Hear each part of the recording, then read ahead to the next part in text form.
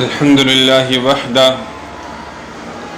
وكفى وسلام على من لا نبي بعد أما بعد فأعوذ بالله من الشيطان الرجيم بسم الله الرحمن الرحيم وأذن في الناس بالحج. ان آیاتوں میں اللہ جل شانہ نے حضرت ابراہیم علیہ السلام کو حکم فرمایا وَأَذِّن، آپ اعلان کریں، فی الناس، لوگوں میں،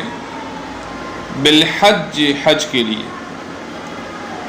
حضرت ابراہیم علیہ السلام سے جب اللہ جل شانہ نے بیت اللہ تعمیر کروائی، پھر حکم دیا کہ آپ اعلان کریں. بظاہر اس اعلان کو سننے والے لوگ نہیں ہیں، لیکن اللہ نے فرمایا کہ اعلان کرنا آپ کا کام ہے اور لوگوں کے کانوں میں پہنچانا میرا کام ہے. حضرت ابراہیم علیہ السلام نے حج کے لیے اعلان کیا اور لہٰذا وہ اعلان اللہ جل شانہ نے پوری عالم کے اندر اور قیامت کی صبح تک وہ آواز پھیلا دی، اور پھر لوگ حج کی طرف آنا شروع ہو گئے اور بیت اللہ میں آتے ہیں،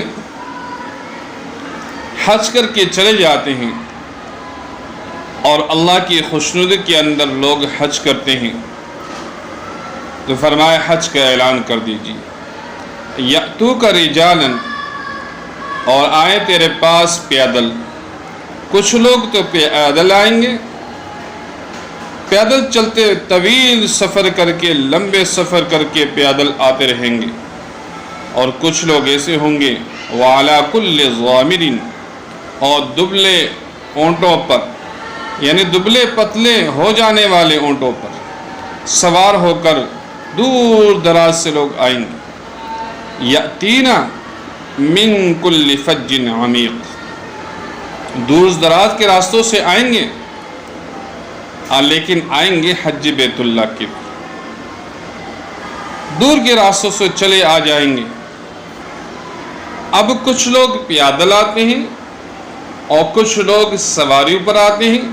اور سفر کی وجہ سے ان کی سواری بھی پتلی دبلی ہو جاتی ہے، لیکن آ رہے ہیں اللہ کے لیے، اور آ رہے ہیں بیت اللہ کی زیارت کے لیے، آ رہے ہیں حج کے لیے. لیشہدوا، تاکہ وہ حاضر ہوں، منافع لہم، اپنے منافع کے لیے، تاکہ وہ اپنی دینی منافع حاصل کرے. اور دینی منافع کیا ہے کہ اللہ کو راضی کر لے، اور ساتھ ساتھ دنیاوی منافع بھی لے سکتے ہیں. کاروبار کرنا شریعت جہاں جہاں اجازت دی حج کے اندر وہ کر سکتے ہیں. اور حج کے اندر فرمائے وَيَذْكُرُ اسْمَ اللَّهِ، اور یاد کرو اللہ کے نام کو. جب بیت اللہ میں حاضر ہو جائیں تو وہاں اللہ کے نام کو یاد کرنا ہے، اور پھر جب وقت مقرر آ جائے فی ایام معلومات، ذبح کے وقت، تو پھر بھی جو چوپائیں جن کو تم ذبح کرو گے ان پہ بھی اللہ کا نام لینا ہے، بسم اللہ اللہ اکبر کہہ کے ذبح کرنا. علی ما رزقہم، ان پر جو عطا کیے ان کو اللہ جل شانہ نے، اللہ نے ان کو عطا کیے ہیں، من بہیمۃ الانعام، چوپائے مویشیوں میں سے. اللہ نے مویشی ادا کیے، چوپائے جو ہے ان کو ہم اللہ کے لیے ذبح کرتے ہیں حج کی دنوں کے اندر. چونکہ قربانی بھی ایک عمل ہے، لہٰذا قربانی کرنا بھی ہے، اور قربانی کے لیے جانور ذبح کرنا اور اس پہ اللہ کا نام لینا، یہ اللہ کو بہت ہی پسند ہے. اور فرمایا کہ جب قربانی بھی کر لو فَكُلُوا مِنْهَا، بس کھاؤ ان میں سے تم لوگ خود، وَأَطْعِمُوا الْبَائِسَ الْفَقِيرَ، اور کھلاؤ بدحال فقیر کو، یعنی جو مصیبت زدہ ہے، فقیر ہے، غریب ہے، مسکین ہے، ان کو بھی کھلائے. تو اب یہاں حکم ہوا قربانی کا، لیکن قربانی حج کے اندر، اور حج کرنا ہے اللہ کے لیے. الگ سے قربانی ہے، اس کے احکام الگ ہیں، لیکن یہاں قربانی حج کے اندر شامل ہے. لہٰذا حج مقصود ہے۔ اور پھر نبی علیہ الصلوۃ والسلام نے فرمایا کہ جو حج کرتا ہے اللہ جل شانہ اس کو غنی فرما دیتا ہے،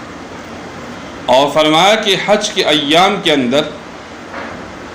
جس کے پاس زاد راہ ہو اور وہ جا سکتا ہے، حج کر سکتا ہے، اور پیچھے گھر والوں کے لیے بھی جن دنوں کے اندر یہ حج کے لیے جائے گا ان دنوں کا گزارا حال درمیانہ اعتدال والا جو ہے زاد راہ بھی گھر والوں کو دے کے جا سکتا ہے، تو ایسے آدمی پہ حج کرنا جو ہے وہ ضروری ہے، وہ فرض ہے کہ وہ حج کرے، گھر والوں کے لیے راشن بھی چھوڑے، ان کے کھانے پینے کا انتظام کرے، اور حج میں جانے پہنچنے کے لیے پیسہ بھی ہے ان کے پاس، تو اس صورت میں اس آدمی کے اوپر جو ہے وہ حج فرض ہے۔ اور پھر نبی علیہ الصلوۃ والسلام نے فرمایا حج جو ہے وہ اسلام کا رکن ہے، جس طرح نبی علیہ الصلوۃ والسلام کی حدیث ہے کہ جس طریقے سے اسلام کے 5 بنیادی ستون ہیں اس میں سے حج بھی ہے، حج کرنا،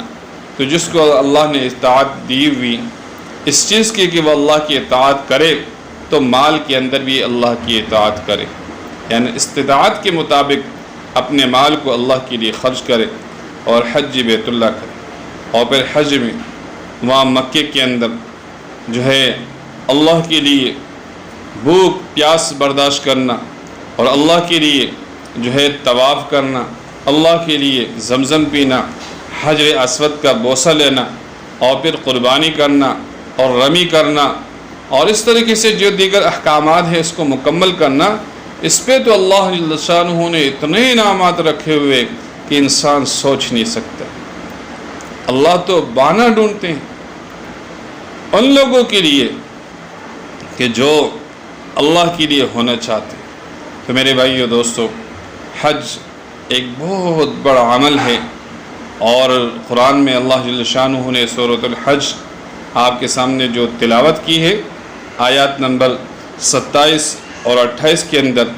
آگے اس کے اندر بڑی تفصیل ہے۔ تو میرے بھائیو دوستو، ہمیں چاہیے جن کے اندر استطاعت ہے، طاقت ہے، مال اللہ نے دیا ہوا، وہ اللہ کے لیے حج کرے۔ اور حج کے فضائل پر پھر کسی موقع پہ بات کریں گے کہ اللہ جل شانہ نے اتنے انعامات رکھے ہوئے کہ انسان سوچ نہیں سکتے، انسان کے سوچ سے ہی باہر ہے۔ اور پھر نبی علیہ الصلوۃ والسلام نے خود ایک مرتبہ حج فرمایا ہے، اور پھر وہاں کی دیگر عمل ہے اس کو جو پورا کریں گے اس پہ اللہ کیا کیا عطا فرمائیں گے۔ تو اللہ جل شانہ ہمیں حج کرنے کی توفیق عطا فرمائے، اور تمنا ہر مسلمان کو کرنے چاہیے کہ اللہ ہمیں حج کرنے کی توفیق عطا فرما، وہ قوت اور وہ طاقت اور مالی قوت عطا فرما کہ ہم بھی وہاں تک پہنچ سکیں۔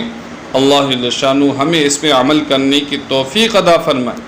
اور ہر مسلمان کے لیے ہمارے